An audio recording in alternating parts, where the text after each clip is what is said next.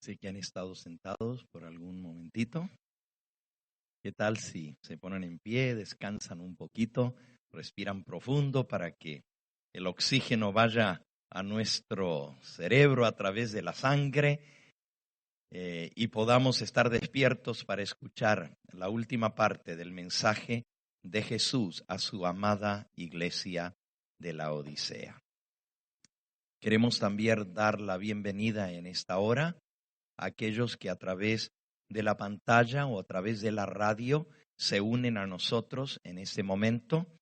Estamos transmitiendo en vivo desde la ciudad de Houston, en el estado de Texas, al sur de los Estados Unidos, y esperamos que la bendición del Señor les alcance donde quiera que ustedes estén, ya sea que nos vean por el internet, por la televisión, a través de el canal satelital, a través de los distintos canales de la red del Evangelio Eterno, o a través de la radio. Escuchen este mensaje donde quiera que estén.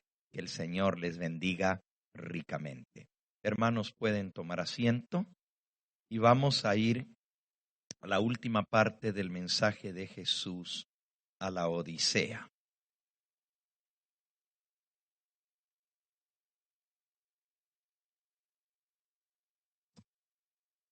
En el año 1888, Dios envió a su iglesia un mensaje que había de sacudir hasta el corazón, hasta los cimientos, a ese pueblo que había sido levantado por Dios para anunciar el último mensaje de salvación. Ese mensaje era el mensaje preparado por el cielo para despertar de su letargo espiritual, de su somnolencia a las vírgenes dormidas, para sacudir la comodidad de la Odisea y para poder despertar no solo al pueblo, sino capacitarlo para terminar la obra, porque Cristo en 1888, estamos hablando de más de 120 años atrás. Y lo que voy a decir los va a sorprender. En 1888, Cristo estaba a punto de venir a esta tierra. Y usted dice, ¿cómo? La lluvia tardía comenzó a caer y la mensajera del Señor identificó los primeros chubascos de la lluvia tardía.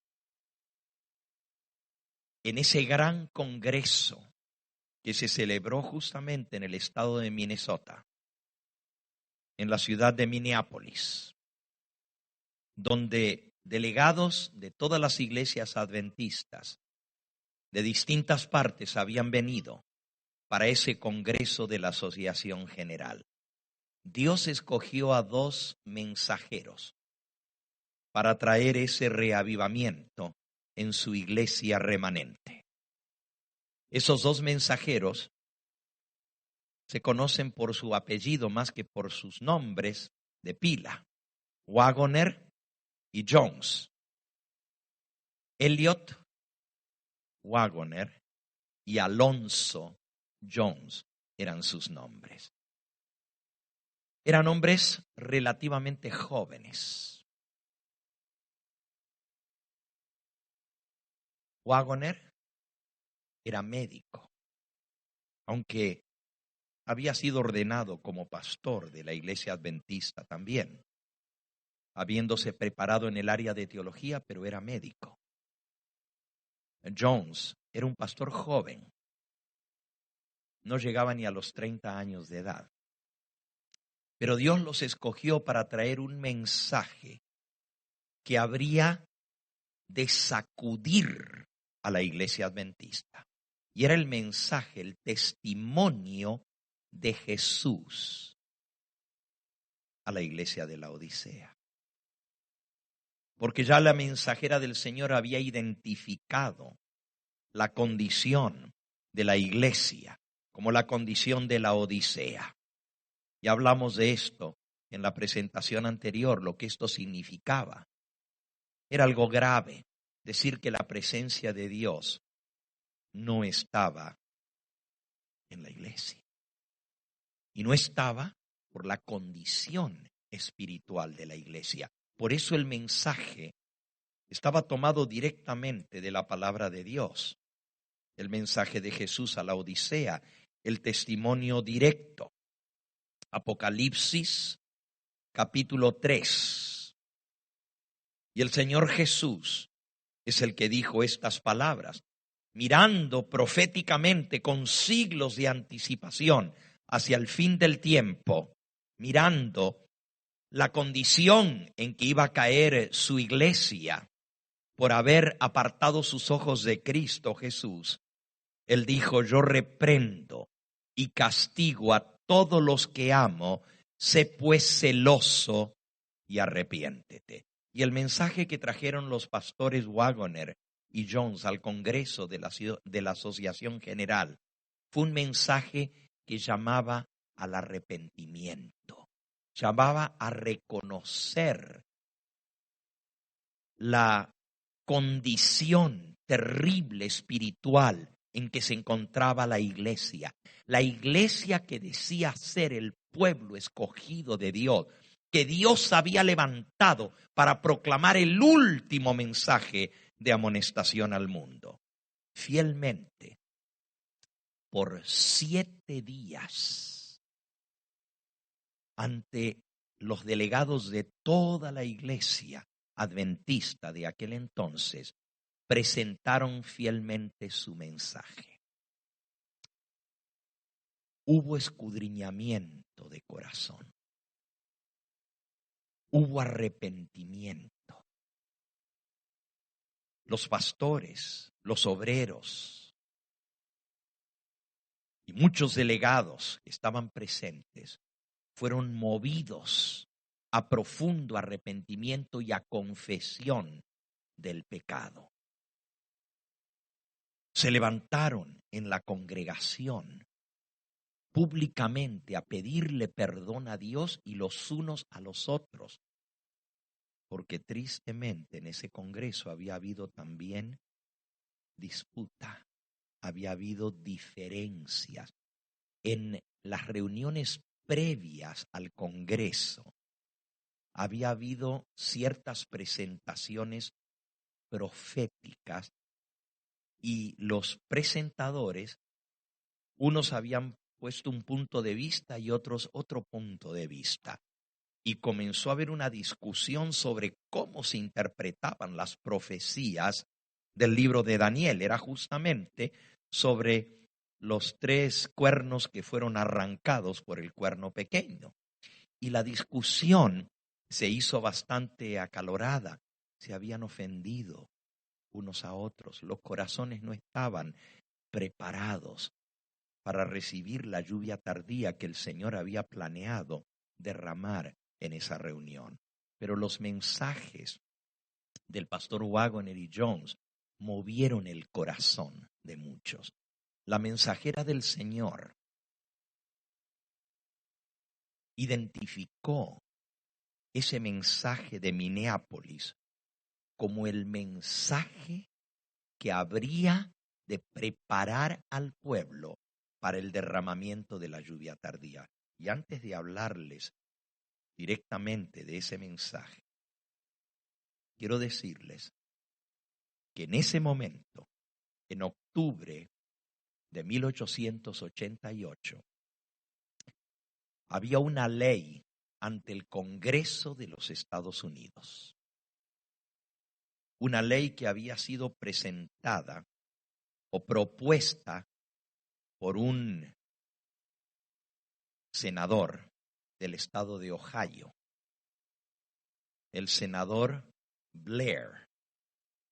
Y este había traído ante el Congreso de los Estados Unidos la propuesta de una ley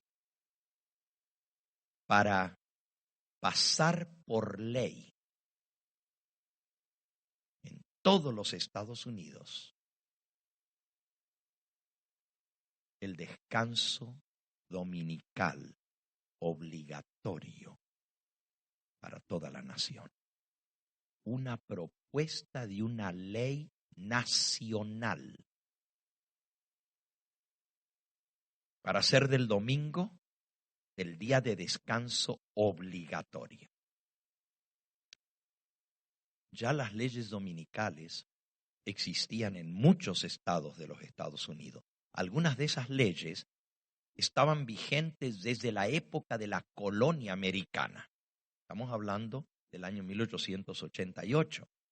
Pero en 1776, 100 años antes, Estados Unidos se había constituido una nación. Pero ya las 13 colonias originales tenían, de alguna manera u otra, leyes que hacían del domingo un día de reposo. Muchas de esas leyes de las colonias americanas se habían incorporado en las constituciones estatales. Y había varios estados que ya tenían leyes dominicales. Otros estados que fueron componiendo la Unión Americana adoptaron leyes similares.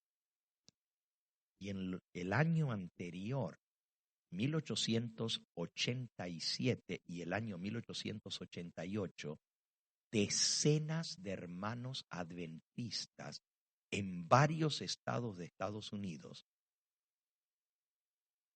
habían caído presos por ser acusados de violar las leyes dominicales. Había hermanos que tenían más de un año de estar ya presos en la cárcel, acusados de ser traidores contra las leyes, de ser violadores de las leyes, porque defendían la libertad de conciencia y no querían ser obligados a hacer algo que iba en contra de su conciencia. Había multas e incluso hermanos habían sido castigados físicamente en la cárcel por estar violando la ley que mandaba el descanso dominical. Había varios hermanos adventistas que tenían meses de estar en la prisión. Y al promulgarse una ley nacional, iba a traer un estado de emergencia, un estado de tribulación, una hora de prueba para todos los guardadores del sábado en los Estados Unidos de Norteamérica. Nosotros, como conocedores del mensaje adventista, de lo que dice Apocalipsis capítulo 13 y de lo que enseña el espíritu de profecía, cosas que ya estaban escritas en esa época, a la cual estamos haciendo alusión, sabemos que la ley dominical es el gatillo que dispara los acontecimientos finales. Al promulgarse la ley dominical, primero en los Estados Unidos, esto trae un estado de emergencia, un estado de tribulación para el pueblo que quiere ser fiel a los mandamientos de Dios y un tiempo de persecución. A eso le llamamos el tiempo de angustia, el tiempo de tribulación. Incluso el Señor Jesús habló de esto y dijo que seríamos entregados a tribulación. San Mateo capítulo 24. En ese sermón profético que describe las señales del tiempo del fin, ¿qué señal habrá de tu venida y del fin del mundo?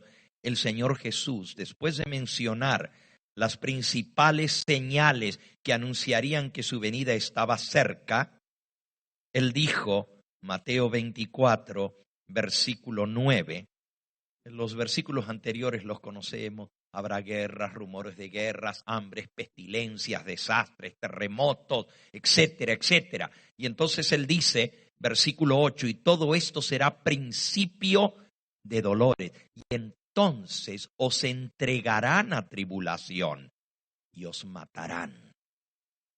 Y seréis aborrecidos de todas las gentes por causa de mi nombre. Muchos tropezarán entonces, se entregarán unos a otros y unos a otros se aborrecerán.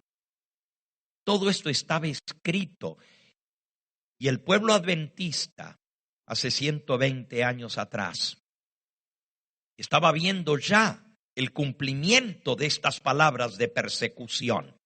Y esperaban que esto se pusiera aún peor con una promulgación de una ley dominical nacional. Elena de White había aconsejado a hermanos que vivían en estados donde había leyes dominicales estrictas que se mudaran de estado. Eso había aconsejado ella. Tal cual como lo dijo el Señor Jesús en Mateo capítulo 10. Fíjense lo que el Señor Jesús, las instrucciones que Él dio. Dice el versículo 17, guardaos de los hombres, porque os entregarán a los concilios, y en sus sinagogas os azotarán, y aun ante gobernadores y reyes seréis llevados por causa de mí, para testimonio a ellos y a los gentiles. Mas cuando os entreguen, no os preocupéis por cómo o qué hablaréis, porque en aquella hora os será dado lo que habéis de hablar, porque no sois vosotros los que habláis, sino el Espíritu de vuestro Padre que habla en vosotros. El hermano entregará a la muerte al hermano, el padre al hijo. Los hijos se levantarán contra los padres y los harán morir, y seréis aborrecidos de todos por causa de mi nombre. Mas el que persevere hasta el fin, éste será salvo. Cuando os persigan en esta ciudad, huid a la otra. Así que el mismo Señor Jesús dijo, cuando hay persecución aquí, váyanse al otro lugar. Y así Elena de White estaba aconsejando a hermanos que vivían en estados con leyes restrictivas dominicales, con fuertes castigos, encarcelamiento y aún castigos físicos, porque les ponían multas. Pero la segunda vez eran golpes físicos en algunos estados. Y no crean, todavía esas leyes están vigentes en algunos estados, aunque parezca increíble. No se están poniendo en práctica, pero todavía están escritas en los cuerpos legislativos de esos estados. Y después de eso venía el encarcelamiento. Pero ahora estaban frente al peligro de una ley nacional. Elena de White explica que todo el escenario estaba preparado para los acontecimientos finales. Si se hubiera aprobado la ley dominical en 1888, hubiera venido el fin. Unos años más tarde, ella escribió que de haber el pueblo aceptado el mensaje que Dios envió del cielo y de no haber ofendido y rechazado al Espíritu Santo, ya estaríamos en el cielo. Claro, estarían ellos, porque yo no hubiera nacido. Bendito sea el nombre del Señor, que no fue como se esperaba. Que todavía Dios tuvo misericordia, pero ¿a qué costo? ¿A qué costo vino eso? Lo que voy a decir es muy serio y muy grave, pero podemos decir prácticamente que a la iglesia adventista pende sobre sus hombros la responsabilidad de 2 guerras mundiales y de muchas otras desgracias que han sucedido desde entonces hasta ahora. Porque si el Señor hubiera venido, nunca hubiera habido una primera guerra mundial y una segunda guerra mundial. Si el pueblo hubiera aceptado el mensaje. ¿Qué pasó? ¿Qué sucedió? Ese capítulo de la historia de la Iglesia Adventista es uno de los capítulos más tristes, es uno de los capítulos más negros de nuestra historia.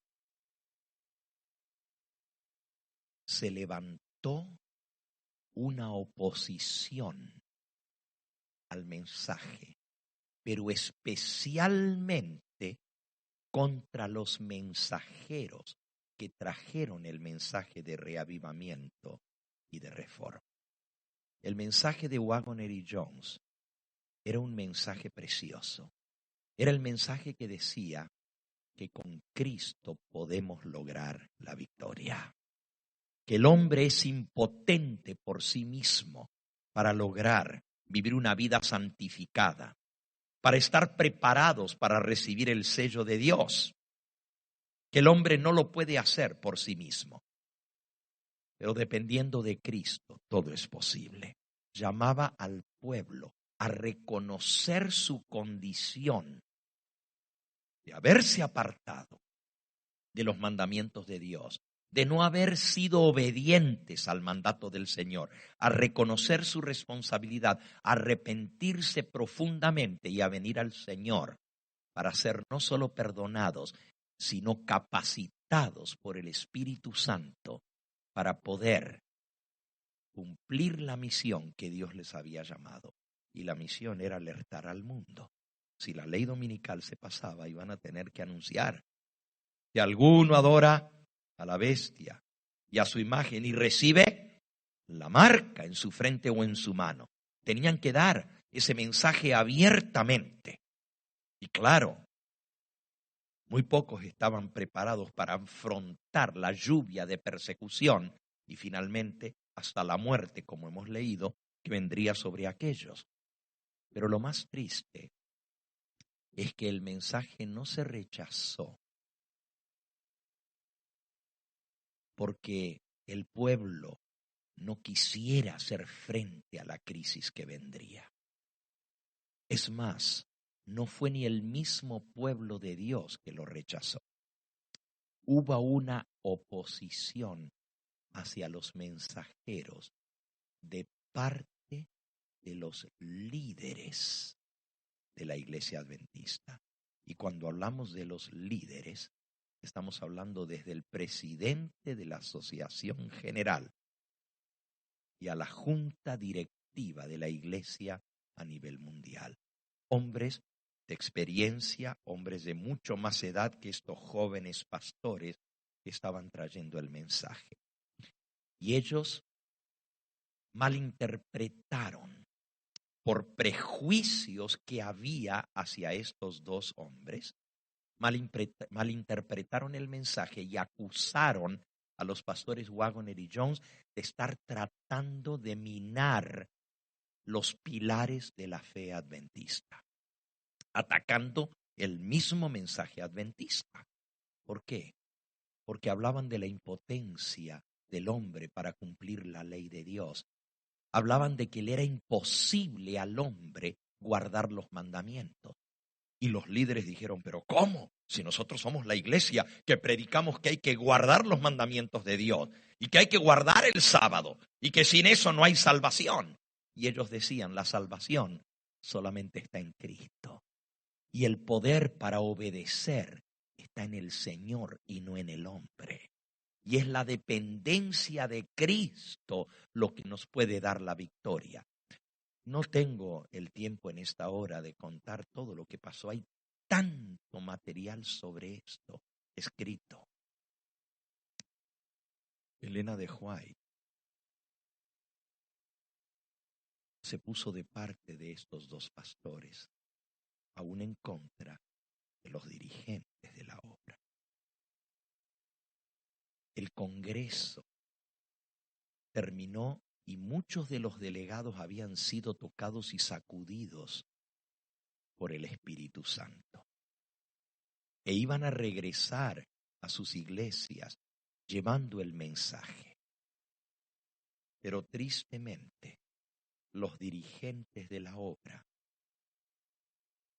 se opusieron a la proclamación de ese mensaje, que era el mensaje de la justicia de Cristo, la justificación por la fe, el corazón del mensaje del tercer ángel. La mensajera del Señor escribió que el mensaje había sido rechazado o tenido en menos. Leo aquí del libro Primeros Escritos, en la página 270. Pregunté cuál era el significado del zarandeo que yo había visto, y se me mostró que lo motivaría el testimonio directo que exige el consejo que el testigo fiel dio a la iglesia de la Odisea. Ahora vean lo que está diciendo. Un zarandeo vino en la iglesia. ¿Saben cómo se llamó ese zarandeo? La apostasía alfa. La primera gran apostasía del pueblo adventista. Una gran rebelión que se creó. Pregunté cuál era el significado del zarandeo que yo había visto. Y se me mostró que lo motivaría el testimonio directo que exige el consejo que el testigo fiel dio a la iglesia de la Odisea.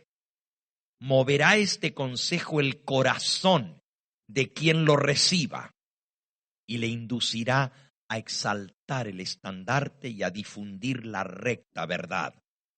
Algunos no soportarán este testimonio directo, sino que se levantarán contra él. Y esto es lo que causará el zarandeo en el pueblo de Dios. Vi que el testimonio del testigo fiel había sido escuchado tan solo a medias. El solemne testimonio del cual depende el destino de la iglesia se tuvo en poca estima cuando no se lo menospreció por completo. Está hablando verdad. Vi que el testimonio del testigo fiel había sido escuchado solo a medias. Mientras los pastores Waggoner y Jones estaban dando el solemne mensaje, una semana entera de presentaciones, por la mañana, al mediodía, por la tarde, ante todos los delegados de la iglesia adventista, en ese congreso. Un congreso en la iglesia adventista es lo equivalente a un concilio de toda la iglesia, con representantes del mundo entero. Y allí en Minneapolis estaban los representantes de todas las iglesias adventistas. Era el momento propicio para que sucediese el tan anhelado reavivamiento. Pero iba a encontrarse con oposición. El solemne testimonio del cual depende el destino de la iglesia se puso o se tuvo en poca estima cuando no se lo menospreció por completo. Ese testimonio ha de mover a profundo arrepentimiento. Todos los que lo reciban sinceramente lo obedecerán y quedarán purificados. Elena de White escribió que la lluvia tardía había comenzado a caer en Minneapolis, pero que fue detenida. El Espíritu Santo se sintió ofendido, contristado, blasfemado y se retiró.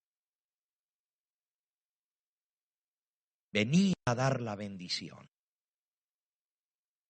pero por la actitud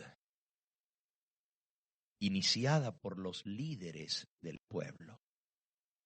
¿Y saben lo que dice la mensajera del Señor? Que si hubieran podido, hubieran apedreado a Wagoners y a Jones.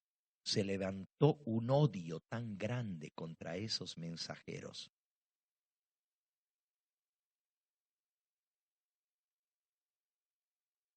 Después del Congreso, muchos de los que lo habían escuchado y muchos habían aceptado el mensaje de los delegados, aún de pastores de distintos lugares, querían que estos pastores vinieran a sus iglesias a dar el mensaje para reavivar al pueblo. Y ellos comenzaron a visitar distintos estados para ir a llevar este mismo mensaje ahora a las iglesias. El presidente de la conferencia de Michigan, el presidente de la conferencia de Colorado, el presidente de la Asociación General escribieron cartas diciendo no los inviten. No es el mensaje de Dios, es un falso mensaje.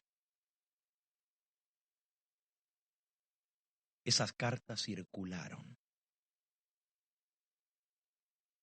y eventualmente se les cerraron las puertas. Pero sucedió algo bastante molesto para los dirigentes. Elena de White, la mensajera del Señor, se puso de parte del mensaje y de los mensajeros. Y ella comenzó a acompañar a Wagner y a Jones a dar el mensaje por los distintos estados de Estados Unidos. Le llamaban el trío dinámico. Una mujer y dos jóvenes. Una mujer ya entrada en años, no tan vieja, pero más de 50 años ya, rayando en los 60 años.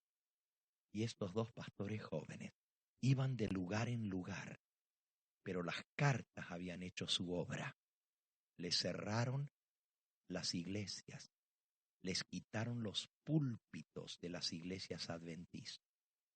Y Elena de White dijo, si no quieren escuchar, a lo menos no dirán que no tuvieron la oportunidad. Y comenzaron a alquilar salones públicos, alquilar escuelas, a alquilar iglesias de otras denominaciones para poder dar el mensaje. La gente venía, escuchaba el mensaje, pero los dirigentes, los pastores, influidos por los dirigentes más altos en la organización, les decían no los escuchen, no hagan caso al mensaje, no viene de parte de Dios. Elena de White profetizó esto.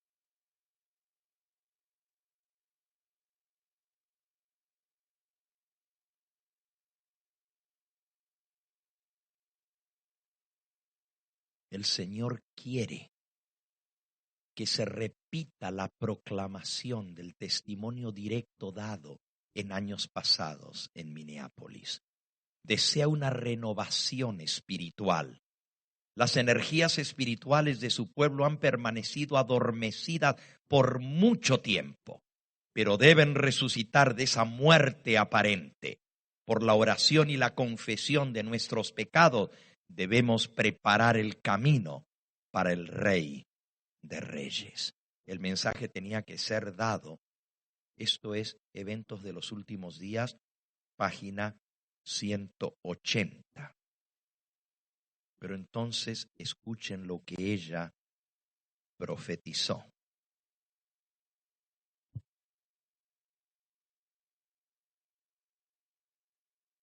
Muchos ocuparán nuestros púlpitos, sosteniendo en las manos la antorcha de la falsa profecía encendida por la infernal tea satánica. Ella profetizó que muchos iban a apartar del mensaje. Esta cita está tomada del libro Testimonios para los Ministros. Y voy a pedir allá en la mesa donde están los materiales, hay algunos libros testimonios para los ministros. Si me alcanzan uno, voy a leer la cita completa, pero déjenme contarles un poquito sobre este libro Testimonios para los Ministros. Tengo algunas declaraciones y algunas cartas, incluso tengo aquí en mi computadora copias de las cartas que Elena de White mandó aún al presidente de la Asociación General. Por unos 2 años después de 1888, Elena de White, Waggoner y Jones fueron predicando. Se les prohibía, no se les daba los púlpitos, aún a la mensajera del Señor. Es increíble lo que estoy contando, pero es cierto, es parte de nuestra historia.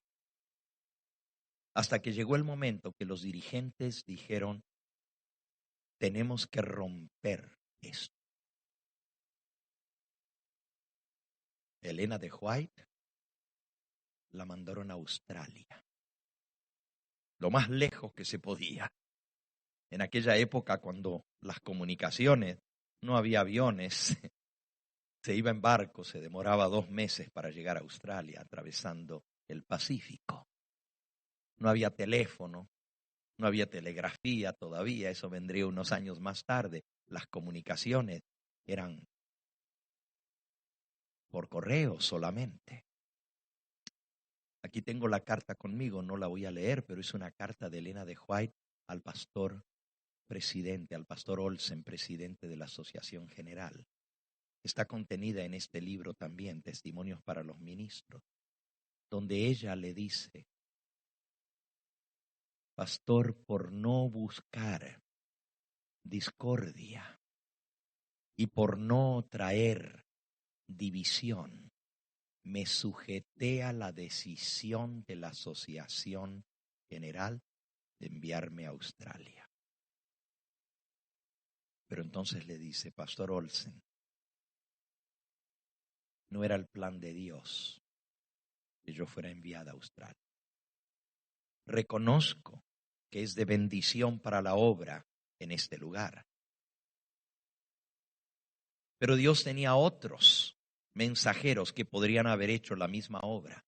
Yo era mucho más necesaria cerca de la dirigencia de la obra para poder evitar la apostasía en la cual está cayendo nuestra iglesia ahora como rechazo del mensaje que Dios envió. Los años que siguieron a 1888 se conocen como los años de la apostasía de la iglesia adventista. Y fue tan grave esta situación, que llegó a una confrontación abierta. Ya les voy a contar de esto. La mensajera del Señor escribió en esa época. Les voy a leer algunas de las citas. Y luego les leo la cita de Testimonios para los Ministros. Está allí. Pero escuchen lo que ella escribió.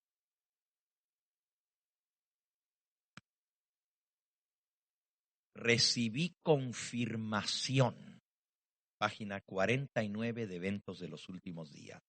Recibí confirmación acerca de todo lo que había declarado en Minneapolis, en cuanto a que debe realizarse una reforma en nuestras iglesias.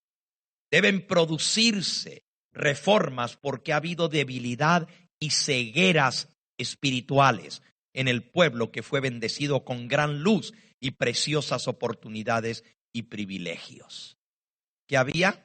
Debilidad y ceguera espiritual. La Odisea. Tú dices que eres rico, pero no sabes que eres ciego, pobre, cuitado, débil, desnudo. Sigue diciendo ella. Y esta es una cita casi increíble lo que voy a leer. Está en el libro Eventos de los Últimos Días. Se van a sorprender lo que dice. Tiene que haber reforma en nuestra iglesia. como reformadores, nosotros salimos de las iglesias denominacionales en 1844 por predicar la verdad.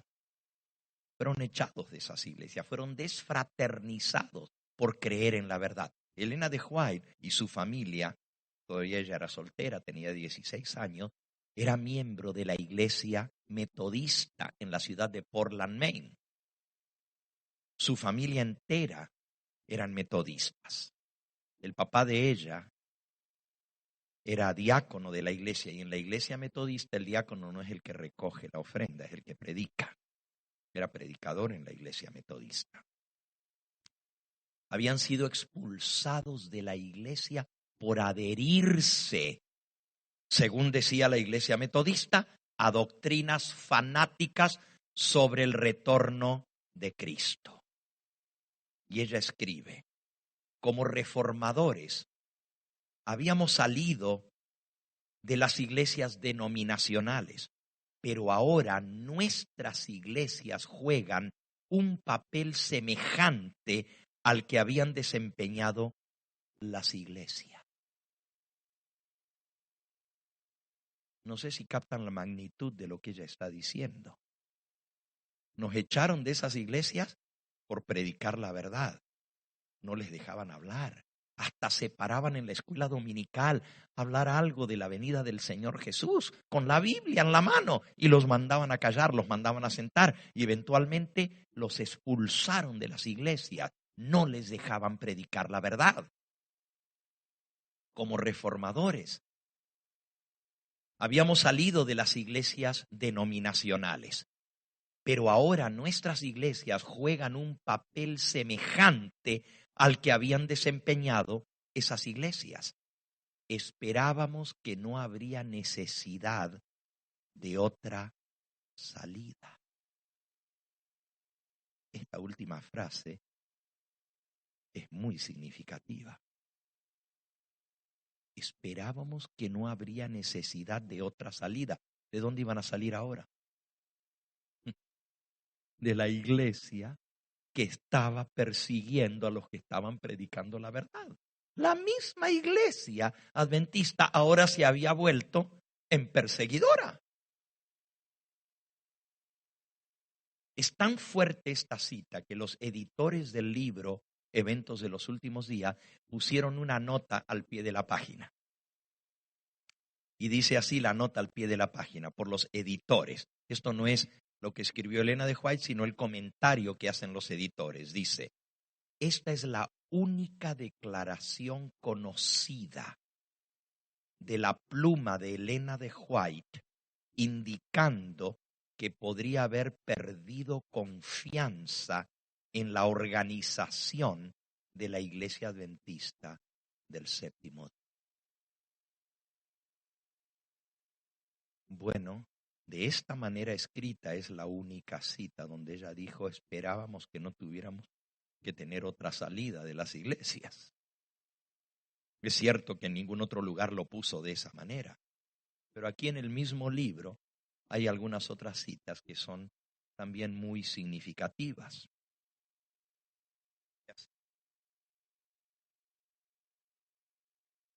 El próximo párrafo. De aquellos que se jactan de su luz y sin embargo no andan en ella. Y ya leímos antes una cita donde ella dice que los que no andan en la luz, a pesar de tener la luz, son la iglesia de la Odisea. Cristo dice: por tanto os digo que en el día del juicio será más tolerable el castigo para Tiro y Sidón que para vosotras. Y tú, Capernaum, y ella pone entre paréntesis, adventistas del séptimo día que han tenido tan grande luz, tú que eres levantada hasta el cielo en materia de privilegios, hasta el Hades serás abatida, porque si en Sodoma se hubieran hecho los milagros que han sido hechos en ti, habría permanecido hasta el día de hoy y no hubiera sido destruida. Está diciendo que los adventistas del séptimo día, que tuvieron tan grande luz pero rechazaron el mensaje, son peores que los homosexuales de San Francisco. Sí, porque los de Sodoma, eso era el pecado de Sodoma. Y dice, si se hubieran hecho los milagros que se hicieron en ti, Sodoma no hubiera sido destruida. Ellos se hubieran convertido, pero ustedes, adventistas del séptimo día, dice ella, son más duros que los sodomitas. Y la cita que sigue a esa, inmediatamente, la próxima frase dice, la iglesia se encuentra en el estado laodicense, la presencia de Dios no está en su medio. Esa fue la condición terrible en la que cayó la iglesia. Por eso la inspiración pone la iglesia de la Odisea después de Filadelfia.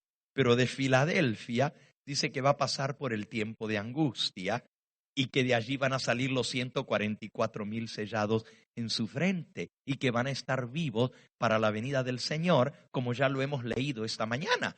Pero ahora aparece la Odisea. Ahora entienden por qué. Sigue diciendo, estoy todo leyendo en la página, comencé en la página 49, ahora estoy en la página 50 del libro Eventos de los Últimos Días.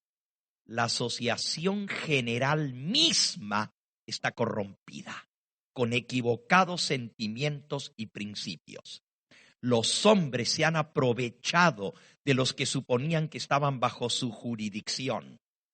Estaban decididos a que esas personas se sometieran a sus condiciones. Querían gobernar a toda costa. El poder despótico que se ha desarrollado, como si el cargo hubiera convertido a los hombres en dioses, me hace temer y debe producir temor. Es una maldición donde quiera que se lo ejerza y quien quiera lo ponga en práctica. Todo esto fue escrito en ese periodo después de 1888. Esta cita es de 1895, 7 años más tarde. Lo que estaba pasando en la Asociación General. Sigue diciendo, el año siguiente, 1896.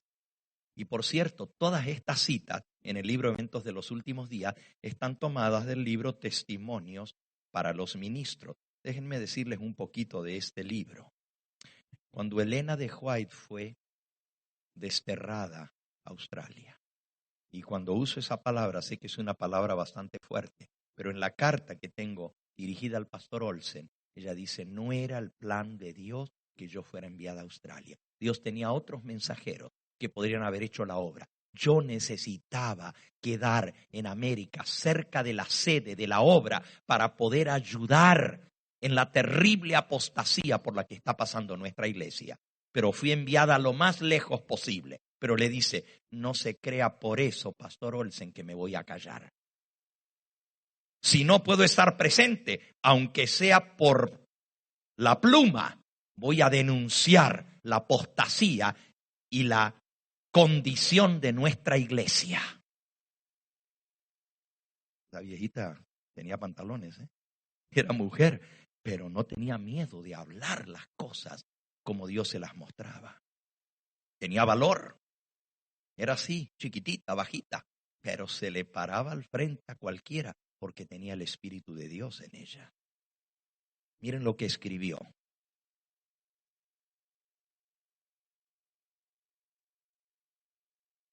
La voz de Battle Creek. ¿Qué era Battle Creek? La sede de la Asociación General, donde estaba la Conferencia General. La voz de Battle Creek, que ha sido considerada como autoridad para aconsejar cómo debiera hacerse la obra, ya no es más la voz de Dios. ¡Wow! Ella había escrito antes que cuando la iglesia, a través de sus dirigentes, tomaba una decisión, el Espíritu Santo estaba guiando su iglesia y eso debía respetarse como la voz de Dios. porque el Espíritu Santo estaba guiando a su iglesia. Pero ahora escribe, ya no es más la voz de Dios. Próxima cita. Han pasado algunos años desde que he considerado a la Asociación General como la voz de Dios. Si una vez lo fue, ya no lo es. Próxima cita. 1898 es así. La próxima, 1901. El hecho de que estos hombres que están dirigiendo la obra debieran estar en un sitial sagrado, como si fueran la voz de Dios al pueblo, como creíamos que la Asociación General lo era, es un asunto del pasado. Ya la Asociación General no representa la voz de Dios. Cuán grave estaba la situación, ¿verdad? Por algo dice, la presencia del Señor no está en ella. La Odisea dejó a Cristo fuera de su propia iglesia. Ya el Espíritu Santo no los estaba guiando. Tengo una cantidad de citas aquí. Hay una, a ver si la encuentro aquí rápidamente, donde dice la condición de la iglesia en ese periodo.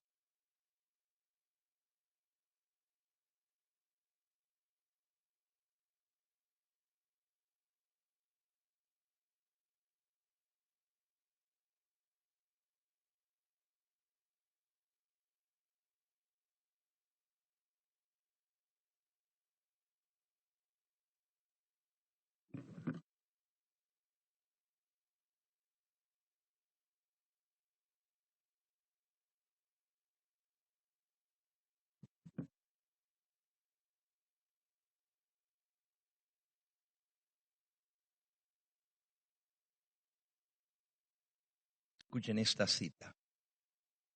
1888. La muerte espiritual ha venido sobre el pueblo que debiera manifestar vida, celo y pureza. El pueblo que Dios llamó para ser un pueblo distinto y diferente ha llegado a ser un pueblo como cualquier otro. En lugar de santificación, por medio de devoción sincera para la causa de la verdad, hemos permitido que el mundo se meta en nosotros. Los hechos con respecto a la condición real del profeso pueblo de Dios hablan más audiblemente que su profesión de fe, y lo que vemos hace evidente que algún poder invisible ha cortado el cable que anclaba al pueblo adventista a la roca eterna. La iglesia se ha ido mar adentro, sin mapa, sin timón y sin compás.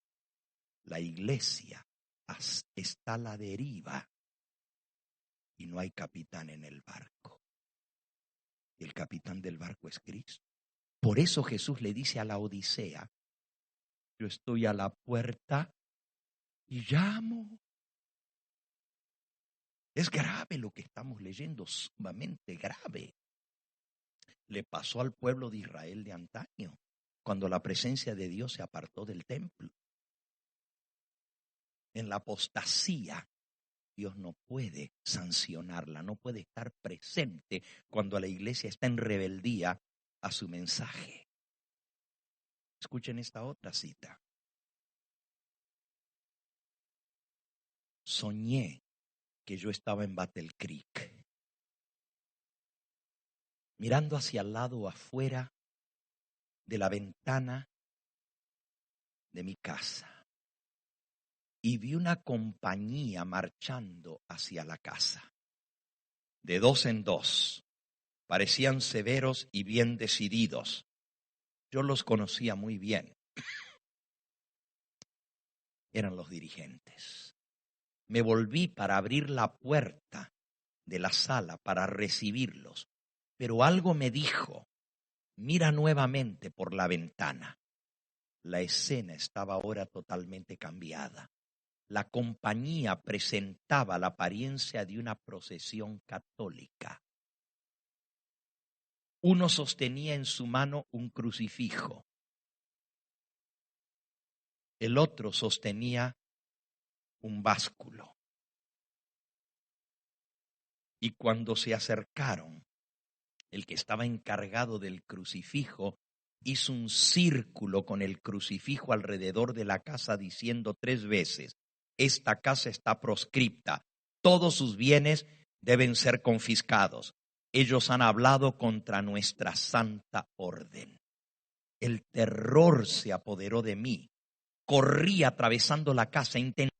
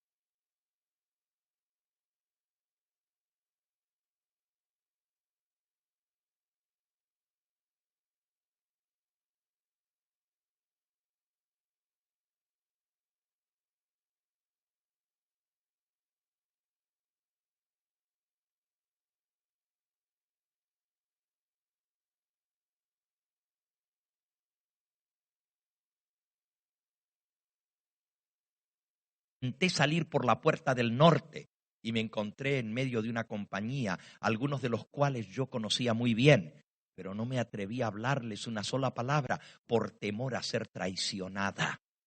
Yo intenté buscar un lugar retirado donde pudiese llorar y orar sin encontrar ojos ávidos e inquisitivos donde quiera. Frecuentemente repetía: oh, si tan solo pudiera entender esto que está pasando. Si ellos me dijesen qué es lo que he dicho, qué es lo que he hecho para que esto suceda. Yo lloré mucho cuando vi nuestros bienes todos confiscados. Traté de leer simpatía o piedad hacia mí en las miradas de lo que estaban a mi alrededor. Me fijé en los semblantes de varios de quienes yo conocía muy bien. Pensaba que me hablarían y me confortarían si no temiesen ser observados por otros. Hice un intento por escapar de la multitud, pero al notar que me estaban vigilando, oculté mis intenciones. Comencé a llorar en voz alta, diciendo: si me dijeran tan solo lo que he dicho. Lloré y lloré. Mi esposo estaba durmiendo en una cama al lado de la mía, en el mismo cuarto. Me oyó llorar en voz alta y me despertó. Mi almohada estaba toda empapada con mis lágrimas y una triste depresión estaba sobre mí. Esta visión hablaba de la traición de la iglesia, de la infiltración que iba a suceder. En ese periodo negro de nuestra historia, tan triste, cuando se rechazó el Espíritu Santo, la mensajera del Señor escribió lo siguiente: la iglesia adventista del séptimo día debe ser pesada en la balanza del santuario. Será juzgada. La Odisea quiere decir pueblo juzgado. Será juzgada conforme a las ventajas que haya recibido. Si su experiencia espiritual no corresponde a los privilegios que el sacrificio de Cristo le tiene asegurados, si las bendiciones conferidas no la capacitaron para cumplir la obra que se le confió, se pronunciará contra ella esta sentencia: pesada fuiste en balanza y fuiste hallada falta. Será juzgada según la luz y las ocasiones que le fueron deparadas. Las solemnes advertencias que nos han sido dadas por la destrucción de instituciones valiosas y útiles nos dicen: recuerda por tanto de dónde has caído y arrepiéntete y haz las primeras obras. ¿Qué es eso de la destrucción de instituciones valiosas y útiles? Las solemnes advertencias. Elena de White esto lo escribió en el año 1903, pero en el año 1901 ella tuvo una visión impresionante. Vio un ángel del cielo con una espada desenvainada de fuego, y la espada la tenía encima del sanatorio de Battle Creek. Luego vio otra visión con un ángel con la espada desenvainada sobre la Review and Herald, la casa publicadora principal de la iglesia adventista. Ahora miren lo que pasó. Dice aquí al pie de la página el comentario de los editores del libro. Justamente una nota donde dice la destrucción de instituciones valiosas y útiles, y en el numerito al pie de la página y dice: el sanatorio de Battle Creek Sanitarium, la institución adventista más grande y mejor conocida en el mundo, se quemó hasta los cimientos el 18 de febrero de 1902. Este desastre fue seguido por la destrucción de la Review and Herald Publishing Association, también por un incendio el mismo año, 1902. Dos instituciones, las dos instituciones más grandes de la iglesia adventista a nivel mundial.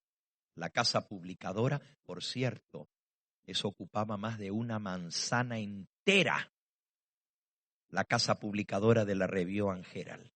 Y en ese edificio estaba la sede de la Asociación General, la dirigencia máxima de la iglesia. Se quemó hasta los cimientos. El hospital o sanatorio de Battle Creek se quemó por completo, hasta los cimientos. ¿Saben lo que decían los bomberos cuando venían? Decían: no sé qué tienen estos incendios adventistas, porque le echamos agua, eso dijo el jefe de bomberos, y es como echarle gasolina. Más se encienden, más agua le echamos, más se prenden. No pudieron salvarlas las instituciones. Los edificios se destruyeron por completo. ¿Y por qué?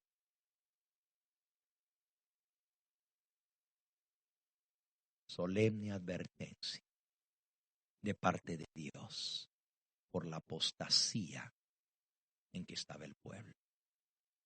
¿Saben que en la publicadora adventista, el día que se quemó, estaban las planchas para publicar un libro por el doctor Kellogg? El doctor Kellogg es la figura adventista más conocida después de Elena de White en la historia del adventismo. Hasta el día de hoy el nombre Kellogg está en todas las mesas de los cereales de Kellogg, ¿verdad? Él fue el inventor de los cereales de cornflakes, la fábrica de Kellogg's. Pero no solamente por eso. Bueno, no voy a contar ahora la historia del doctor Kellogg. Él era el director del sanatorio adventista. Por los sueños y visiones que Dios le dio a su mensajera, puso esa institución a la vanguardia de la salud en el mundo entero. Hasta los presidentes de Estados Unidos venían a atenderse en el hospital adventista. El ejemplo que se daba allí por los tratamientos naturales que se hacían y cómo la gente se sanaba, era algo tremendo. El mismo, el inventor o el fabricante de los autos Ford de Detroit, ¿verdad? El señor Henry Ford era paciente del hospital allí en Michigan, en Battle Creek, que queda cerca de Detroit, y muchos grandes hombres en la historia de Estados Unidos se hacían atender en el hospital por el doctor Kellogg, pero el doctor Kellogg fue la cabecilla en la apostasía. Rebelión contra el mensaje de Dios y rebelión contra la mensajera del Señor, Elena de White. Es muy triste este capítulo de la historia. Quisiera no tener que seguir hablando de esto. En esos 10 años que Elena de White estuvo en Australia, 10 años, ella escribió testimonios para la iglesia. Mandó carta tras carta amonestando y hablando de la apostasía.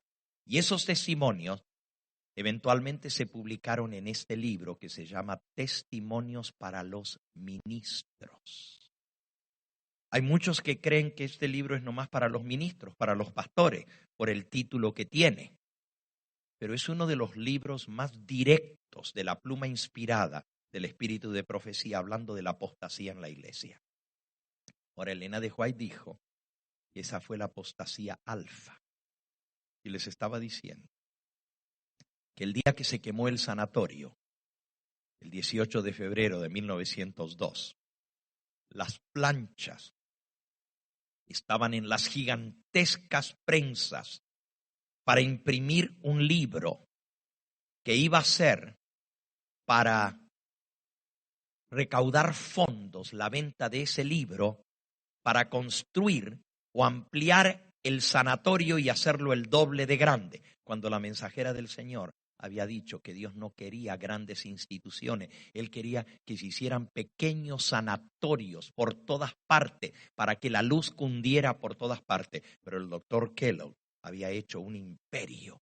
4 manzanas tenía el sanatorio de Battle Creek. Hasta el día de hoy, considerado uno de los hospitales más grandes en la historia de Estados Unidos, tenía 3.500 camas. Imagínense el monstruo de institución que era eso en Battle Creek. De todas partes del mundo venía la gente a atenderse allí, pero estaba en rebeldía contra los mensajes de Dios. Se quemó y el libro traía la semilla de la apostasía.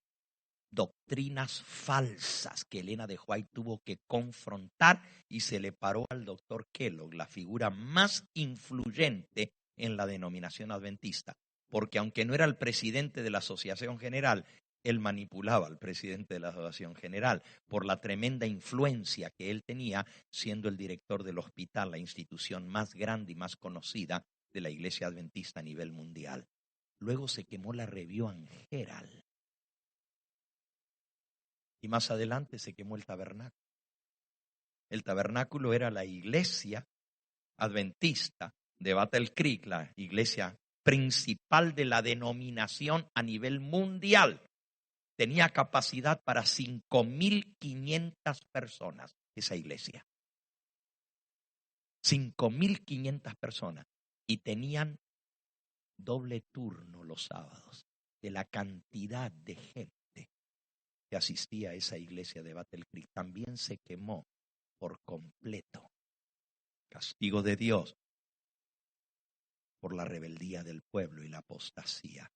Dios, termina diciendo la cita, sabe humillar a los que actúan con soberbia, dice, las solemnes advertencias que nos han sido dadas por la destrucción de instituciones valiosas y útiles, nos dicen, recuerda por tanto de dónde has caído y arrepiéntete y haz las primeras obras.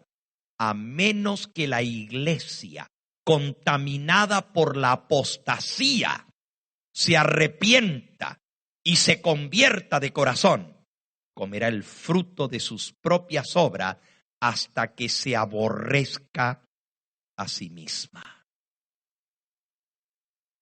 Qué triste. La iglesia probada en la balanza del santuario. La Odisea será hallada falta. Pesada fuiste en balanza y fuiste hallada falta. Yo sé que hay mucho más para hablar. No quiero continuar. Yo puedo hablar toda la noche de este tema. Pero quiero decirles lo siguiente. El mensaje de Jesús a la Odisea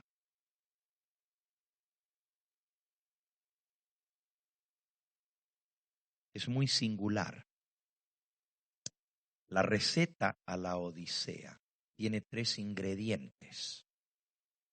Vamos de vuelta a Apocalipsis, capítulo 3. Recuerden, esto representa a la iglesia adventista del séptimo día. Tú dices, yo soy rico, me he enriquecido y no tengo necesidad de ninguna cosa. ¿No sabes que tú eres un desventurado, miserable, pobre, ciego y desnudo? Por tanto, yo te aconsejo. Este es el consejo del testigo fiel a la iglesia de la Odisea, el que fue rechazado, el que fue tenido en menos, pisoteado. Yo te aconsejo que de mí compres oro refinado en fuego para que seas rico. ¿Qué es el oro refinado en fuego? La mensajera del Señor dice que el oro refinado en fuego es la fe que es probada a través de las pruebas y vicisitudes. Es la fe que nos va a dar la victoria. Y eso es lo que a la iglesia de la Odisea le falta, la fe para vencer. Y esta es la victoria que vence al mundo, nuestra fe, dice el apóstol Juan. Que de mí compres oro refinado en fuego, para que seas rico, y vestiduras blancas para vestirte y que no se descubra la vergüenza de tu desnudez. ¿Qué son las vestiduras blancas? El manto precioso de la justicia de Cristo. Solamente a través de Él podemos ser justos y santos. Su justicia nos es imputada y nos es impartida. La justicia imputada es el perdón de nuestra rebeldía, de nuestra apostasía, de nuestro pecado. Y la justicia imputada es lo que el Espíritu Santo hace al entrar en nosotros y transformarnos, hacernos justos por la gracia del Señor, poder obedecer. Ese fue justamente el mensaje de Waggoner y Jones, el mensaje de la justicia de Cristo, imputada e impartida. Y finalmente dice, y que de mí compres colirio para ungir tus ojos para que veas tu verdadera condición. Yo reprendo y castigo a todos los que amo, sé pues celoso y ¿qué? Y arrepiéntete. El versículo 20 es muy significativo. Dice, he aquí yo estoy a la puerta y ¿qué? Y llamo. Si alguno oye mi voz y abre la puerta, entraré a él y cenaré con él y él conmigo. Ahora, el mensaje es para la iglesia de la Odisea, pero el llamado no es para la iglesia como conjunto, es individual. Yo estoy a la puerta y llamo. Si alguno oye mi voz y abre la puerta, entraré a él y cenaré con él y él conmigo, la salvación es individual, el llamado es individual. No es a la iglesia colectivamente, porque el Señor sabe que la odisea va a ser vomitada de la boca de Él. Todos los que permanezcan en la condición de tibieza. Por eso el llamado es individual. Si alguno oye mi voz y abre la puerta, entraré a Él. La salvación para los de la odisea se encuentra en Jesús y en venir a Él individualmente. No esperes que la iglesia se reforme. No esperes que la iglesia cambie. No esperes que la iglesia se arrepienta. Hace años que el mensaje a la odisea ha sido predicado en la iglesia adventista y cada vez la rebeldía es más grande. La mensajera del Señor dijo que el mensaje se tenía que volver a repetir. Y se va a repetir. Pero miren lo que ella escribió. Voy a leer ahora en el libro Eventos de los Últimos Días. Dice así: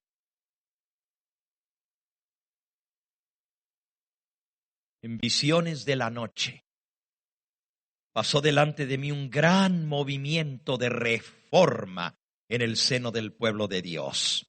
Muchos alababan a Dios, los enfermos eran sanados, se efectuaban otros milagros, se advertía un espíritu de oración, como lo hubo antes del gran día de Pentecostés. Vendrán siervos de Dios con semblantes iluminados y resplandecientes de santa consagración. Se apresurarán de un lugar a otro a proclamar el mensaje celestial. Miles de voces predicarán el mensaje por toda la tierra. Se realizarán milagros, los enfermos sanarán y señales y prodigios seguirán a los creyentes. Esto es bajo el capítulo El fuerte clamor.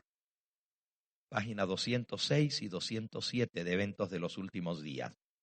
Pero miren qué interesante esto otro. La próxima cita, el próximo párrafo.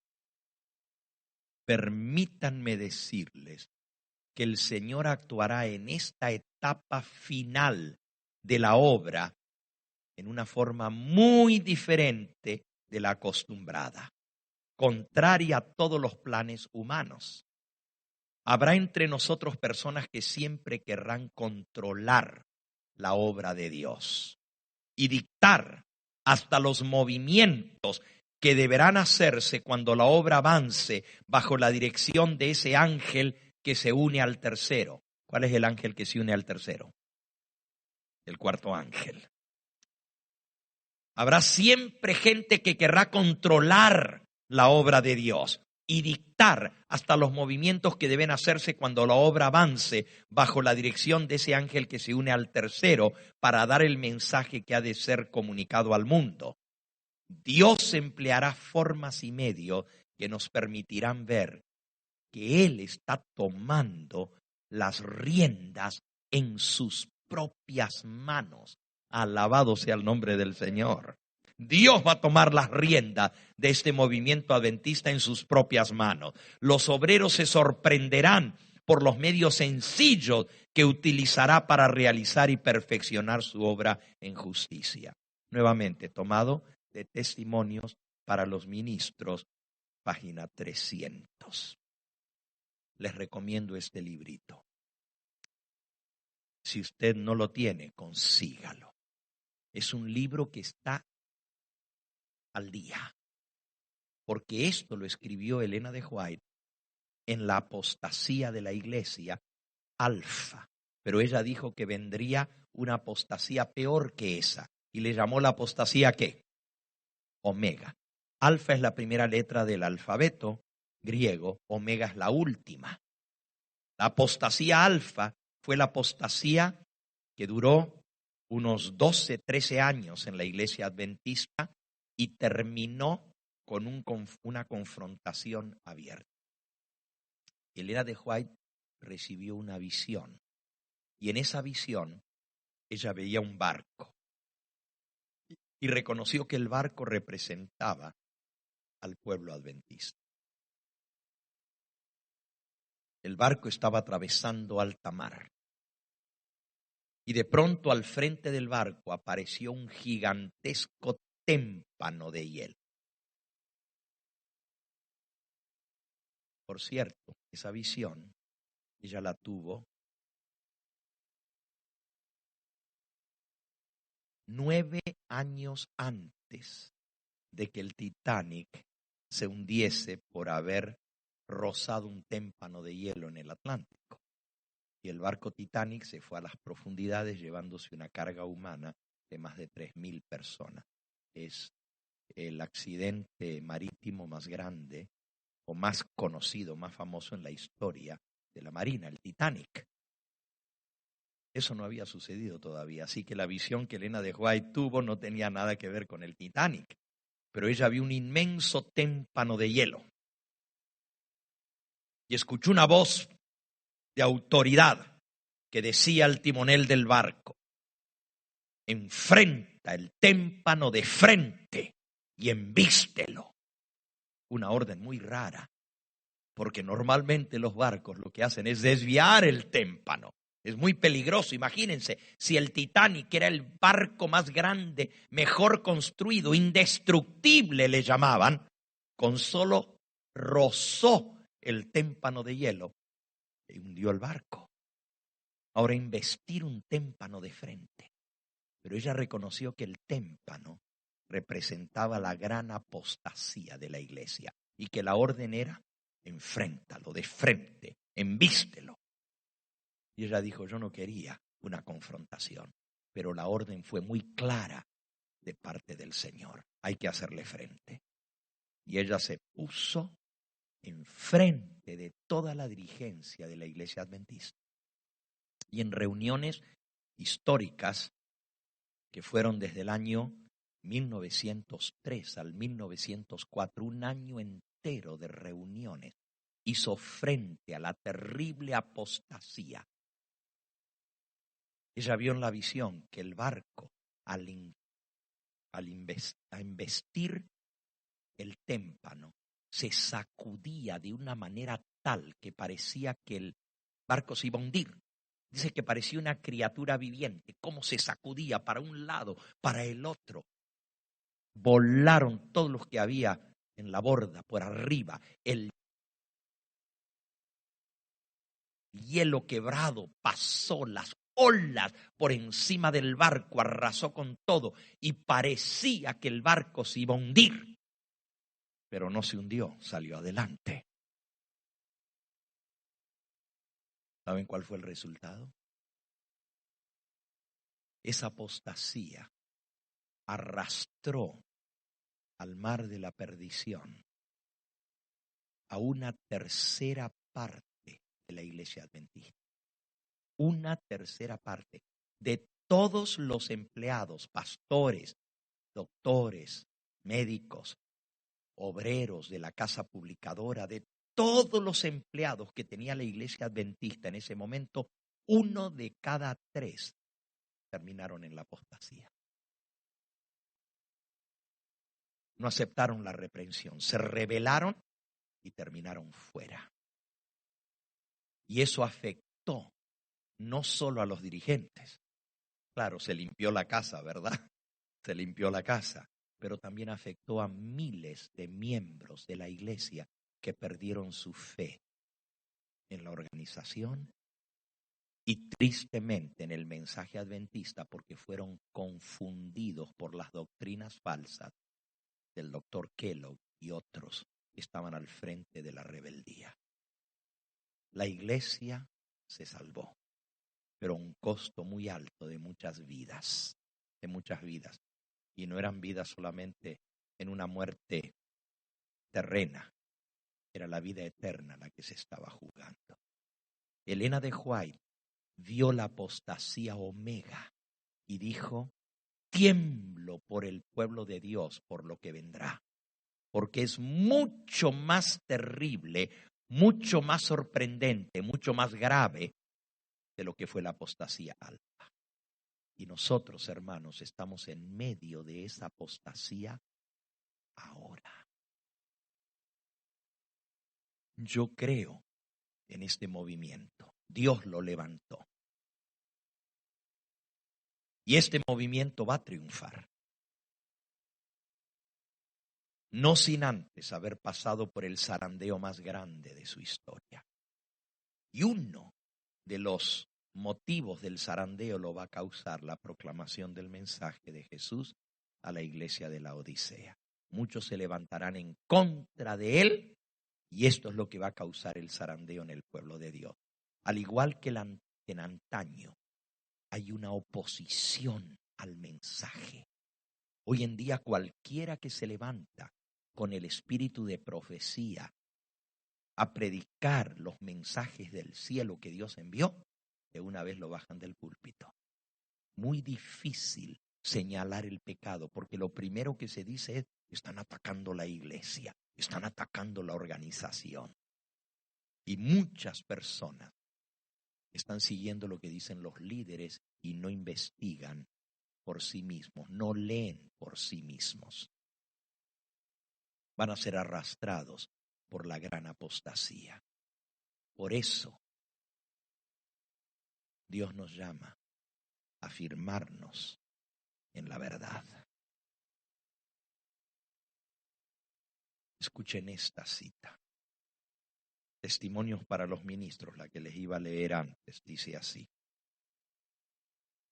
Página 409.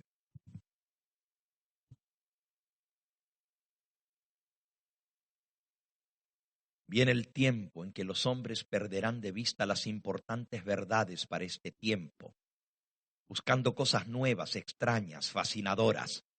Muchos, cuando son reprobados por el Espíritu de Dios por medio de sus agentes señalados, rechazan la corrección y se desarrolla en sus corazones una raíz de amargura contra los siervos de Dios que llevan las responsabilidades pesadas.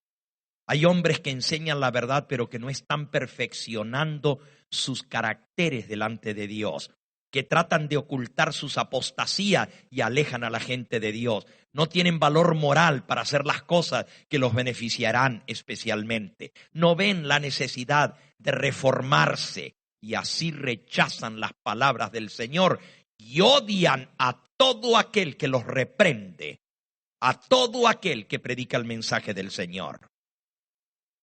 Esta misma negativa a prestar oídos a las amonestaciones que el Señor envía, le da a Satanás todas las ventajas para hacer de ellos los peores enemigos de los que les han dicho la verdad, los que les han predicado el mensaje. Llegan a calumniar a aquellos que son los enviados de Dios para traer el mensaje del Señor. El hombre que rechaza la palabra de Dios, que trata de imponer su propio camino y voluntad, despedaza al mensajero y al mensaje que Dios envía para revelarle su pecado. Sus propias inclinaciones han ejercido influencia sobre su conducta y se ha confirmado en el error. La regla divina es: si pues coméis o bebéis o hacéis cualquier otra cosa, hacedlo todo para la gloria de Dios. Pero él no quiere hacer esto. ¿Cuál es el pensamiento de un hombre? Tal es él. De adentro, del corazón, proceden los malos pensamientos inspirados por Satanás. Comienza a argumentar acerca de tecnicismos, de procedimientos, que no se pide permiso para ir a predicar aquí, que no se pide permiso para ir a predicar allá. El espíritu de Satanás lo une con el enemigo para presentar una palabra de crítica sobre asuntos poco importantes. La verdad llega a ser cada vez de menos valor para él. Se convierte en acusador de sus hermanos que predican la verdad y cambia de dirigente sin saberlo. El mundo exterior pesa más para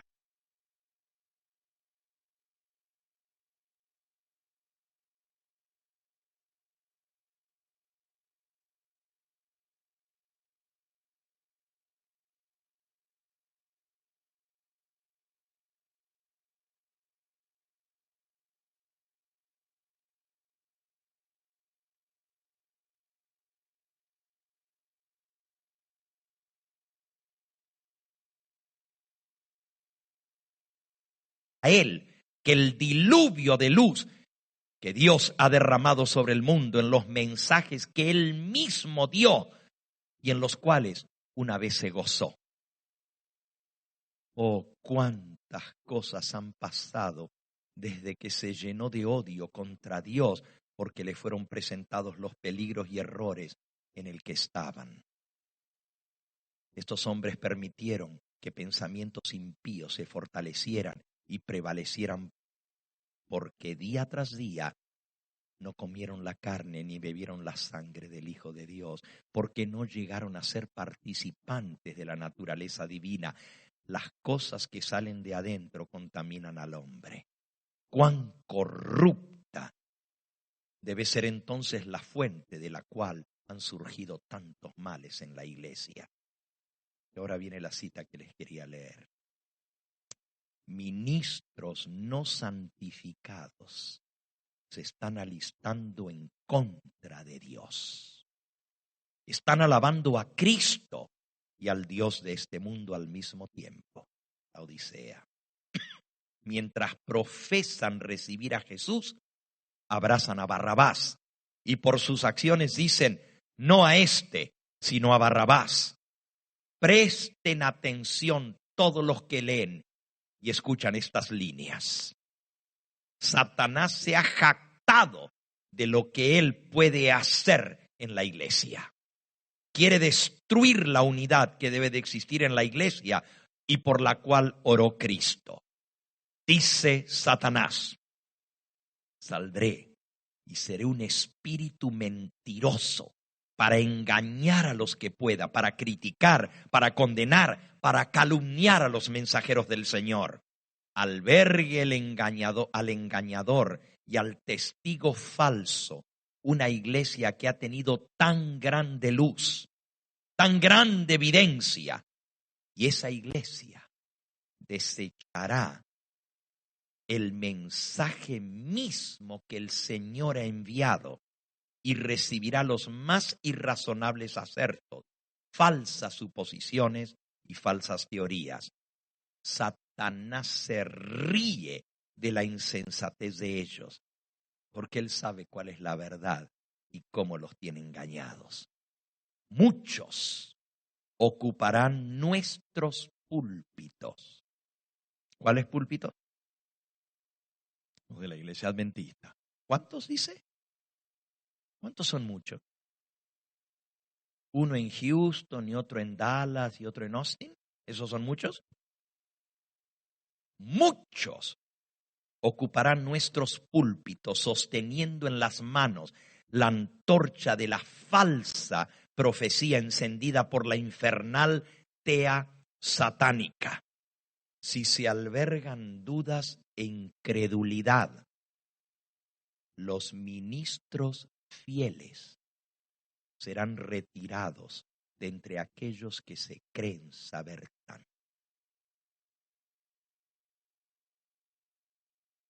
¿Quiénes van a ser retirados? Yo siempre pensé que en el zarandeo y en la apostasía, los que iban a quedar fuera iban a ser los infieles. Pero la mensajera del Señor dice, los ministros fieles serán retirados del pueblo que se cree saber tanto. Oh, si también tú conocieses, dijo Cristo, a lo menos en este tu día, lo que es para tu paz, mas ahora está encubierto de tus ojos. La Odisea no ve, está ciega, no entiende, no sabe. Qué triste la condición de la Odisea. El conflicto crecerá en violencia. Satanás mismo aparecerá en el campo de batalla y se hará pasar por el mismo Cristo, tergiversará, aplicará torcidamente y pervertirá todas las cosas que él pueda para engañar, si fuera posible, aún a los escogidos. Ha habido y continuará habiendo familias enteras que una vez se regocijaron en la verdad, pero que perderán la fe a causa de las calumnias y las falsedades que les fueron llevadas con respecto a aquellos a quienes han amado y con quienes conversaron agradablemente, que les predicaron la verdad. Abrieron su corazón a la siembra de la cizaña. Esta creció en medio del trigo y se fortaleció. La mies de trigo decreció más y la preciosa verdad perdió su poder para ellos. Por un tiempo acompañó sus nuevas teorías un falso celo que endureció su corazón contra los defensores de la verdad, como hicieron los judíos contra Cristo.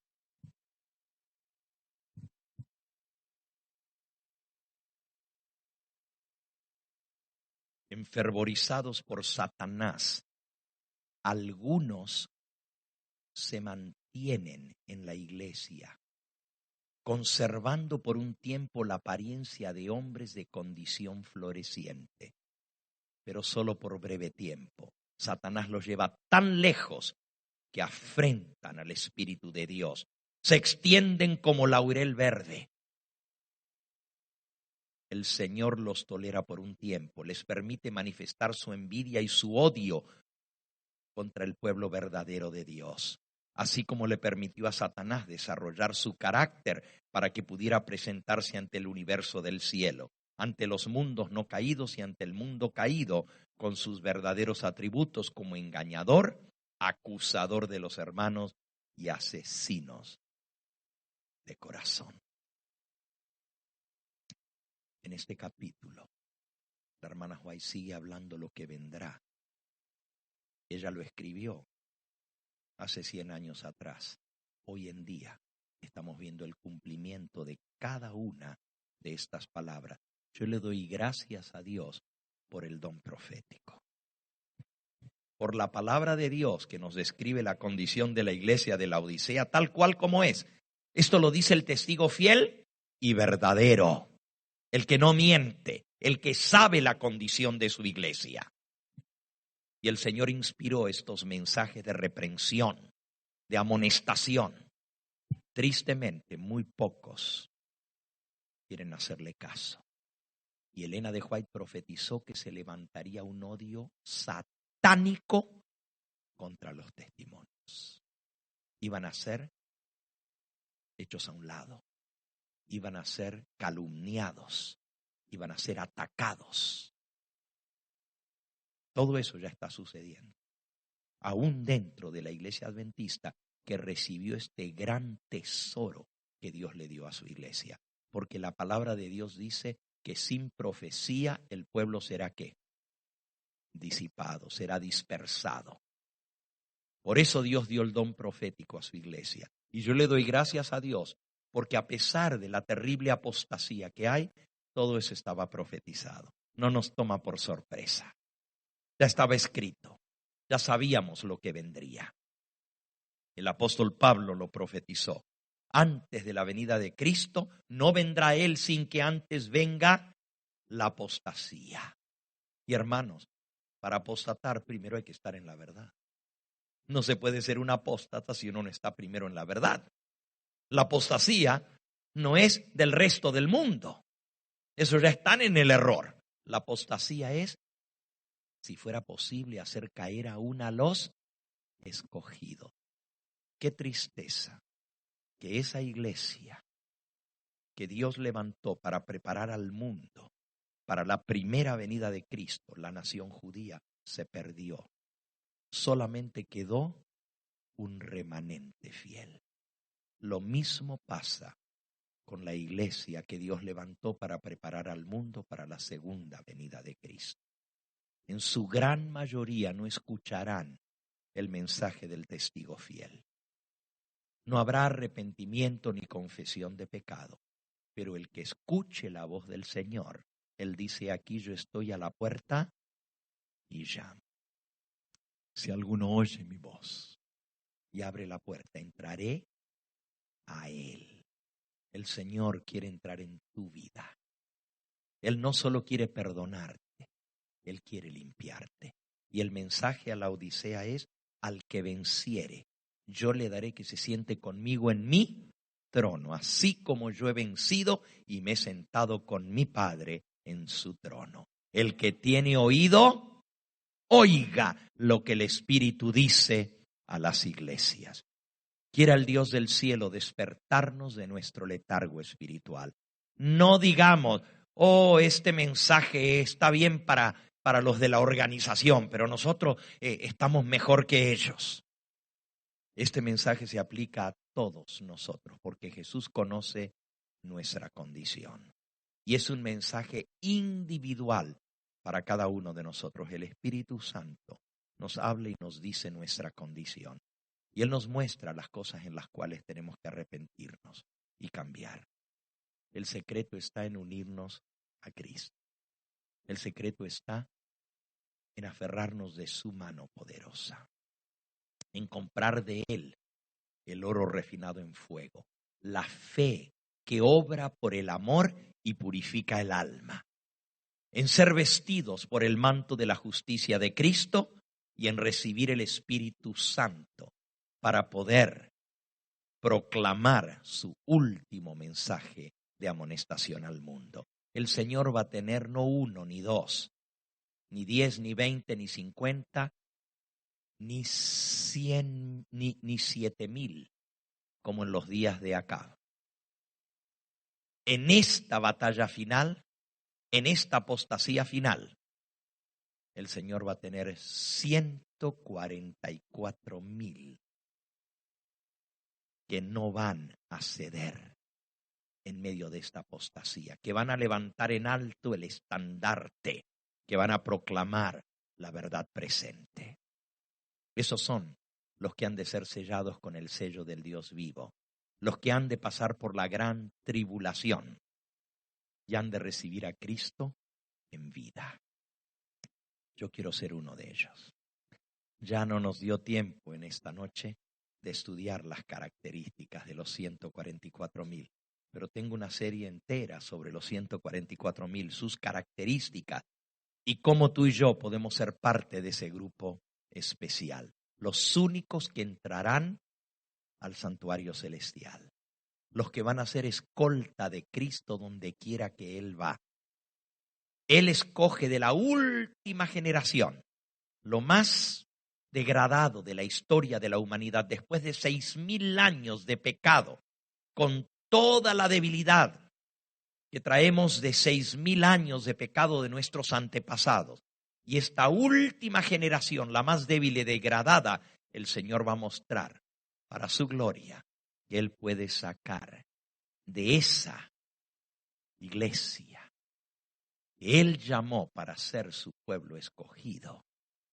Él puede perfeccionar a aquellos que le permiten obrar en su vida y reflejar el carácter de Cristo. Y Él va a poner su sello de aprobación sobre aquellos que, renunciando al mundo y a las cosas mundanales, fijan sus ojos en Cristo Jesús. Él es el único que puede darnos la victoria. Les recomiendo una serie que el hermano que está aquí al frente le tocó escuchar allá en el rancho. No sé si usted se acuerda, la serie era el testimonio de Jesús y la fe de Jesús. Cómo obtener la victoria sobre el pecado. Es una serie preciosa donde yo muestro paso por paso cómo el Señor nos va a dar la victoria para que tú y yo salgamos victoriosos y podamos sentarnos con Él en su trono de gloria. Que el Señor nos bendiga a serle fieles. ¿Quieres reconsagrar tu vida al Señor en esta hora? ¿Quieres decir, Señor, reconozco mi condición espiritual? Reconozco que yo necesito este mensaje y que tú eres el único que me puedes dar la victoria. ¿Quieres decirle en esta hora, Señor, obra en mí tanto el querer como el hacer por tu buena voluntad? Quiero, Señor, quiero ser parte de ese remanente fiel. Quiero ser parte de los 144,000. La mensajera del Señor dice, Review en Herald, 19 de agosto de 1898. esforcémonos con todo el poder que Dios nos ha dado para estar entre los 144,000. Y el 19 de abril de 1903, en medio de la gran controversia de hacer frente a la gran apostasía, ella dijo: solo aquellos que se mantengan fieles al Señor, a su palabra y a su verdad, serán sellados con el sello del Dios vivo. Todos tenemos el privilegio de ser parte de ese grupo especial que se mantenga fiel hasta el mismo fin. Que esa sea tu experiencia y la mía también. Vamos a ir de rodillas para orar en esta hora.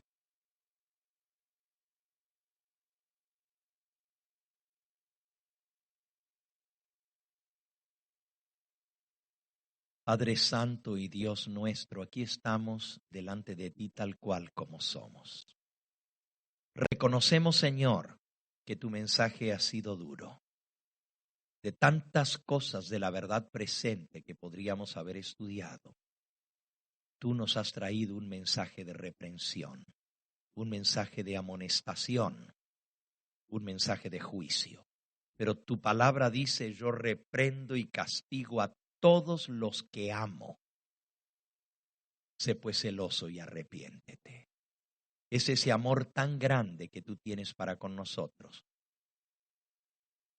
que denuncia nuestra condición, nos alarma al ver la certeza de tu palabra, al reconocer, Señor, que nosotros somos los que necesitamos ser reformados, reavivados por tu Espíritu Santo. Danos el colirio espiritual, tu Espíritu Santo, para poder reconocer nuestra condición, para venir a Cristo, a ser vestidos por ese manto de su justicia y para poder tener la fe, para creer, esa fe que transforma el alma mediante la obediencia a todos tus mandamientos.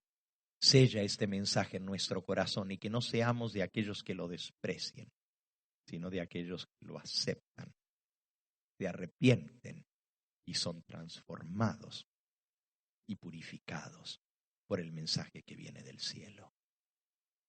Despídenos con tu bendición, mas no de tu presencia.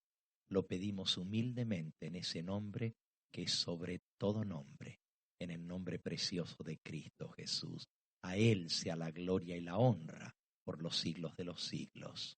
Amén, Señor. Amén.